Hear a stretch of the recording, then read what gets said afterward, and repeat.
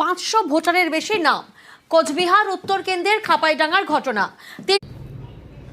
তাহলে কি শুনলেন আর কি বুঝলেন? একদম যেটা শুনেছেন সেটাই ঠিক। বুথ থেকে নাম উধাও হয়ে যাচ্ছে। আর এটা কি কারণ হচ্ছে, কার এসআরআই হচ্ছে, আপনারা সবাই জানেন।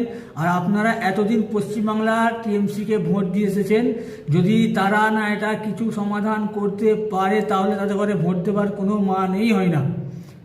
সব থেকে বড় কথা হচ্ছে পশ্চিমবাংলা সরকারের কাছে আপনাদের ডেটা থাকা দরকার। যারা যারা 2002-এ ভোট দিয়েছে তাদের যদি ডেটাটা এই মুহূর্তে এসআইআর চলাকালীন যদি মুখ্যমন্ত্রী সুপ্রিম কোর্টে হাইকোর্টে যদি এর একটা কেস না করে তাহলে লাস্টে গিয়েও আর কিছু করতে পারবেন না।